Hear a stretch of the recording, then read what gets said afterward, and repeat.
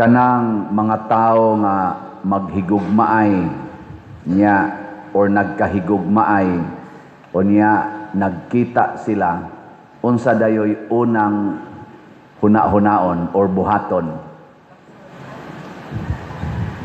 Panaltan manag-uyab, inigkita nila unsa dayoy unang buhaton, mangaon. Mangaon.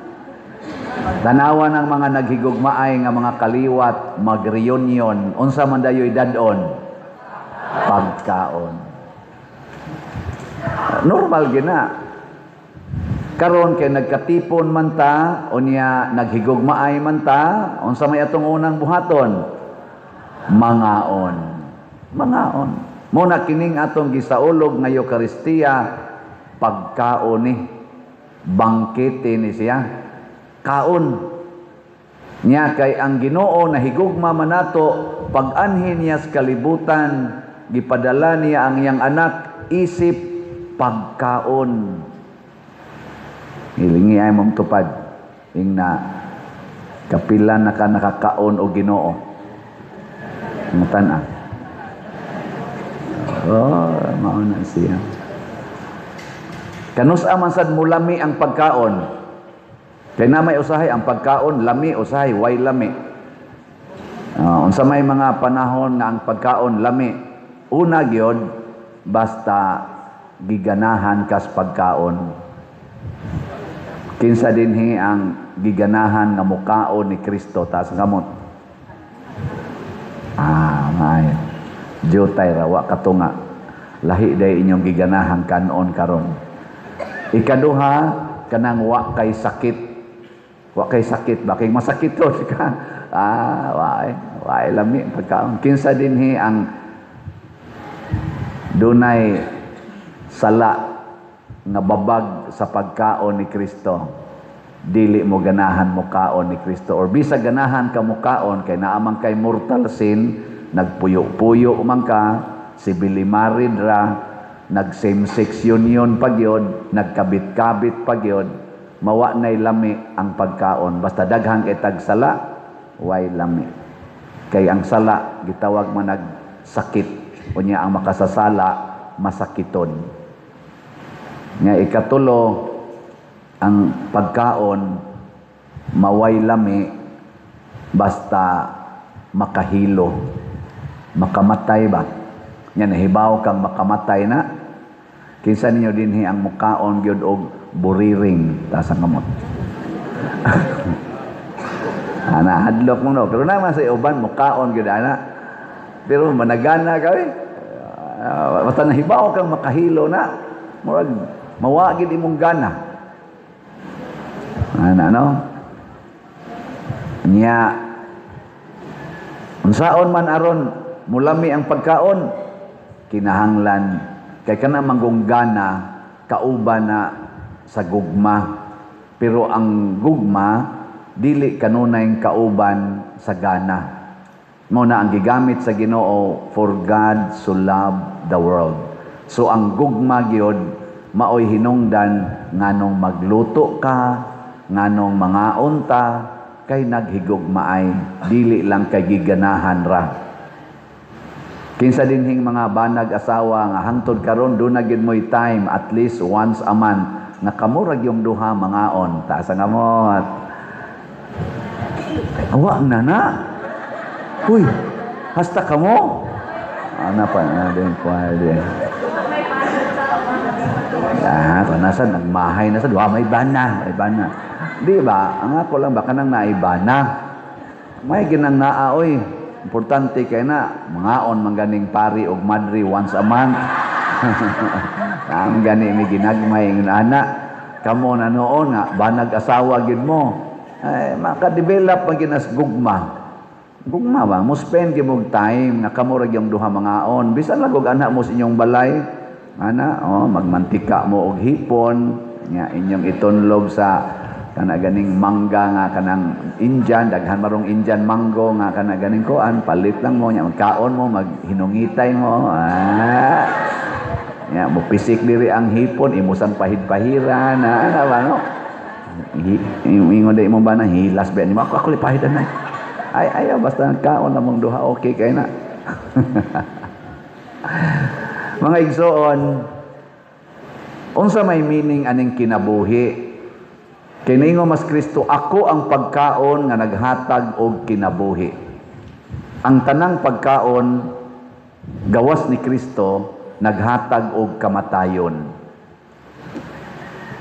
Musbo na ko ha, si Kristo ra gyud ni claim nga siya ra gyud pagkaon nga naghatag og kinabuhi. Hastag utong mana nga gihisgutan sa atong unang pagbasa didto sa kamingawan gipakaon sila sa Ginoo, gitawag gyapon tong Kristo og nangamatay gihapon sila. Pero ang iya kunong lawas og dugo basta maoy atong kanon naa gitay kinabuhing dayon. At tumurog akong tanaw tinuod man sad kay do na man gyud panultihon nga niingon, we become what we eat. Kung ang atong gikaon patay, unsa man sa mahitabo nato? Mamatay. Kung ang atong gikaon buhi, unsa man mahitabo? Buhi sa ta. Unya kay kanang imong gikaon nga baboy, buhi na patay. O patay ka. Kanang manok nga imong gikaon, buhi na patay. Patay. Kanang isda nga imong gikaon, buhi patay. Patay o di porting patayan nimo. Pero kining Eucharistia, kining lawas og dugo ni Kristo nga niya sa atong altar, buhi kanunay. Bisan ang kinagamyang particle ani, buhi kanunay. Mao bitan nang natay Adoration Chapel nganuman mag-adore ta sa buhi nga Dios. Unya kun mao na nay musod nimo, mahimog gyud kang buhi. Ano? Nakaron ayaw na mong pangaon sa mga patay. Kan-an ninyo ang buhi. Libre pag yun. Sige, tanga na. Ingkaon sagot tayo libre pa din nga naaman usay sibot ngay anak, mamutoy bayad nimo. Ay wa man sagod mo pugsa god. Sabayasan mo ay, wa man sagod mo pugsa. Kuliktahan o sa sibot ba, way kalawat ha, way kalawat ha, way kalawat.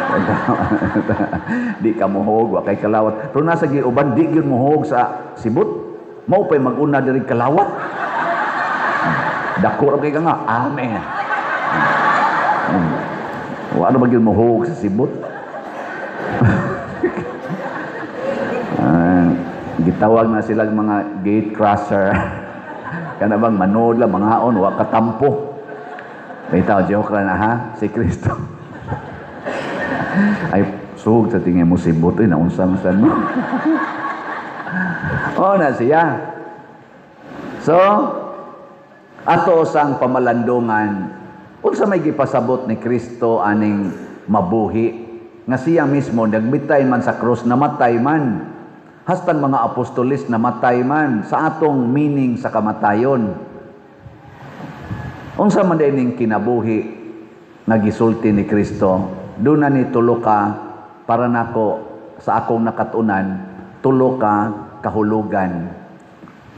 At least ba, tulo ka kahulugan. Ang unang meaning sa kinabuhi, basta mo hisgot gani ng Bible o kinabuhi, ang unang meaning ana kalipay. Kalipay. Lingay mong tupad, ing nabuhi ka. Pasabot ana, malipayon ka.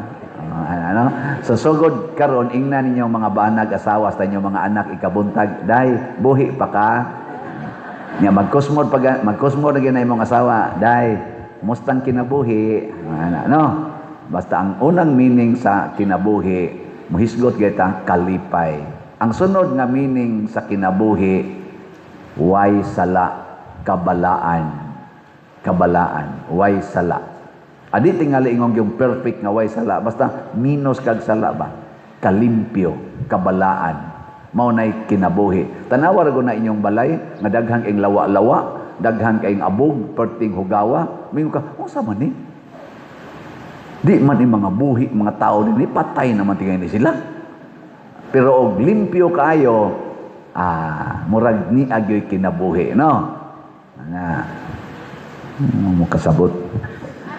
Ingna, kumusta ron imong kinabuhi? Hugaw, og hugaw gani, patay na. Muna ang sala, gitawag og kamatayon. Na siya ha? Kay hugaw man na. Ikatulong, meaning, dili ang kinabuhi, mao ang langit. Ang kamatayon, mao ang impyerno. Sa ato pa, og moingos Kristo mabuhi ka sa dayon, malangit yun ka, dili ka maimpyerno. Okay? Kuha na mo. Sige, unsa to'y meaning sa kinabuhi? Kalipay, kabalaan, nga langit. Muna na itong gitawag og masantos ta. Matod pa ni Kristo, mga ambisyon kita nga mahimong sama sa atong amahan. Nya kaya ang atong amahan balaan man, kinahanglang mabalaan sadta adto tas langit. Nakaron unsaon man aron pirmit ang buhi maton Kristo, kaon ako. Kaon gyud kanunay aron mabuhi. Kaya kanang pagkaon makabuhi man gina. In general, bahala nagwa na ng balay, wa na ng yuta, kanabitang masunog inyong balay. Di man mo moingon, di na lang ta mangaon, kay wa na tay balay. Mukaon ta bahalagway balay. Bisan ganigwa na ng bana, wa na ng anak, wa na ng asawa, kaon lang gyapon. Kanabitang na inamatyan, na ilubong na ang bana baron, asawa, maghikay man gyapon. Ngaon man, mas importante ang pagkaon kaysa imong tupad. Bitaw, nganom day wa na ng imong tupad, di na ka mukaon. Kaon ka. Nganom day ka ng imong kwarta, wa na di na ka mukaon. Kanang imong sakyanan, wa na di ka mukaon. Kanang imong yuta, wa na di ka mukaon. Kaon gyapon. Mas importante ang pagkaon. Muna kaon gyud kanunay.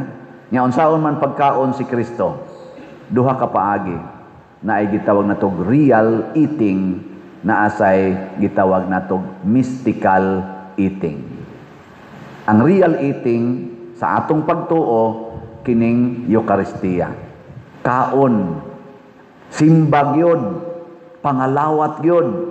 Nya kuhaa ginang tanang ali kanang mga mortal sins. Kay mukalawat kang na mortal sin, murag imong gihiluan ang imong lawas. Para ragod anang mukaon kag litson, kay perting lamias litson, pero ang imong kolesterol 600 na. Nya dako na kay ka og kasing-kasing. Mukaon pa kag litson, igo na lang kang mutila ana gamay. Pero kaong yo habhab tag sa kabandihado, di na makaya. Parehas na lang taas kay kag sugar. Imong sugar ni abot nag 750. Saman, kaon pa kag ice cream. Bahala ka, maghikog ka kaon. Mao na inana, maorasan na ang mortal sin. Ang lawas ni Kristo mahimo nang makahilo nimo basta naa kay mortal sin. Kuha usa na ang sakit nga grabe. Ana ha? Pero pras nako nga akong sugar kuan pa man napamas 120, pwede pa ni og ice cream. Haron mo abot dayog 300. Ana nga abot 300 hunong na sad ana. Hantod yun mamatay. Onya human dinhi sa real eating. Matod pa ni San Pablo sa ikaduhang pagbasa karon, miambita ni Kristo sa atong pagkaon, miambita. Sa ato pa kung si Kristo nahimo natong pagkaon, nya miambit na taniya, we become what we eat. Mahimo sa tang pagkaon ngadtos uban. Sa ato pa maghatag tag kinabuhi ngadtos uban, maghatag ta nilag kalipay, maghatag ta nilag kabalaan, ug magda ta nila ngadtos langit. Lingay mong tupad. Ingna, pwede na tikang kanon. Ingna ba? Huy. Lingay mong tupad, ingna, pwede tika ipaniod toron.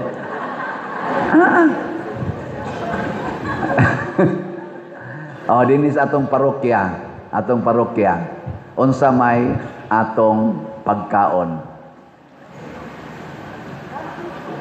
Unsaon nato pagpakaon di ay. Unsaon nato paghatag og kalipay, kabalaan og kasantos ang atong parokya. Kung atong matuman ang ato dinhing mga mahatag ang gikinahanglan, makalipay gina nato. Unsay atong gikinahanglan ron? Bell tower, unya adoration chapel, niya ang atong bag-ong CR, niya kanang diha buta pumero, walk of apostles, niya ang atong lingkuranan, atong mailisan, niya unsa may atong paagi nga mag-anha ta diha maghatag sa atong gugma. Palit og raffle tickets. No? Kana mo na siya. Ang di mo palit sa raffle tickets, patay na sila. Ang mo palit og raffle ticket, mao na sila'y buhi. Liwat na silang Kristo. Pero daghan-daghan na biyang nipalit. Ako lamang taga-agamay ng report ha. Ang ato rong tickets nga nahalin as of yesterday niabot nag 21,534 ka tickets. Pakpak. Nya nasa tay 112 ka one-stop challenge katong tag 20,000 pero 40 pa ang narimit, 72 ang wapa nato dawat. Unya hatagan sa tamog gamayng report kay gawas aning five main projects nato naa pagitay laing gipanghimo karon in preparation sad sa atong pista o sa mga panginahanglan. Mao ni siya ang mosunod ang atong gipanghimo karon. Tanawa ninyo ha, update bell tower nato. Tanawa lang ang naong sa tong bell tower o wala pa mo diha kakita, mao na ron ang iyang naong niya. Ang adoration chapel mao sad na ang iyang naong karon or ongoing na sa sulod. Gikuan na sige hagimo niya ang nasa tay gibuhat nga bag-ong CR diha. Naka sugod na sadta ana septic tank lang usa og ang iyang mga columns og pillar. Unya ang atong buta pumero nagdamba pa ta para atong kuan didto no sa babaw nya. Ang ato sang karaan kayong social hall katong CWL ga renovate sadta, sugdan na nato renovation nya. Ato na diyang airconon puhon aron nga pwede na mo diha hayaon. Ato kilid. Unya ang diha sad sa atong kanaganing anang may lobby, open lobby sa atong office ngadto sa may Caritas o CWL kanang open diha atong gitiles kay daghan na kay nga dagma kay dangog na kay ito. So atong gitiles karon mao na ang iyang porma. Din agid mo madagma diha kay pang outdoor gina nga tiles. Unya ang atong mga ceiling atong gi-repair sa atong kumbento kay nangayayihan natog maayo sa sulod ug sa gawas nya atong kanaganing giayo-ayo nang atubangan sa atong kumbento atong giayo nya. Ang atong dining area kanang atong gihimo-himong dining area gipamintalan nato apil na ngadto refectory sa mga pari. Yayihan sa kitog kuan kana dia dapita karon atong gipintalan gwapa-gwapa na siya naong na hapsay na sa una mura man to siya og kanang gikagid. Tanawa nyo dito kage urag naong pari. Unya ang ato na nagahimo tag guest room diri sa kilid sa atong kitchen. Ato na sa nang gitrabaho karon pamasin nga og naatay pare luoy ta maglingkod-lingkod at taon na lingkuranan may na makahigda pod sila aron mosamot og kalit sa misa. Makatuog di na ron kadto. Ora nya ang outdoor nato sa garage nato og sa kitchen ang bongbong og ang iyang ceiling ato sang gipangpintalan aron hapsay-hapsay iyang naong no. Makuan na siya pag-atop ato pa yung gitarong ang atop. Unya dito pa gyud sa gawas atong gi-repair nato atong CR naghimo tag mga gardens, daghan ta garden dito kabantay mo dito loyo. Oy nananom ta atong taong na kanatong taong naka-harvest na ta nagkadaghan. Unya mga organic ginatanan kaya ang atong mga malata dinhi atong gihimong compost pit, atong gisagol ang mga manure o niya atong gibutang siyuta muna atong taong diha pating himsuga at gihimo na sa dito garden atong unahan puhon-puhon makapamaligya gitingita ana. So mo na atong gipanaghimo karon o uban pa di nato madetalye para lang ninyo nga namalit og atong mga raffle tickets, namalit og slots. So far in our almost 1 year na, 1 year ta karong August, mao ni ang atong nahimo dinhi niya pagid sa sud sa simbahan. Ako naman ning napakita kaning tanan natong nabuhat. Atong pakpakan ang tanan ninyong gugma nagihatag dinhi sa atong parokya. Mao ni siya ang pagpakaon. Ihatag ang makalipay, ang makapabalaan, ang makapalangit. Sa ato rong mga government officials, ako lang gining i-appeal, labi na gid sa Senate nga sikat kay karon. Na amaroy Senate nga nituo nga mga senador, grupo senador nga nituo nga ang 13 maoy legal majority. O niya ang 12 illegal majority. Niya sa pika side nasa iniingon ang 12 maoy legal majority. Kinsa ka nila aning grupuha ang naghatag og kalipay, kabalaan og langitnong daan sa mga Pilipinos. Kamo na lay pamalandong naagi explain na da social media, mga lawyers, non-lawyers nagsigig himog mga komentaryo, pros and cons, mamalandong ta. Giyahan ta mos pagpamalandong og kadtong naghatag og kalipay, kabalaan og langitnong daan sa mga Pilipinos, labi na gyud mga kabos, mo'y atong suportahan. Unya sa dako-dako nga scope, duha na malang ni sila gabarog mga politicians, kinsa kaha ang naghatag natog kinabuhi sa mga Pilipinos, mga Marcos Group o Duterte's Group. Kana pamalandongan ta, tinud-on ta nagpamalandong, kinsa manilay naghatag og kalipay, kabalaan og daan padong sa langit, mao na atong suportahan. Ang dili mohimo ana naghatag nagkamatayon, di nato suportahan.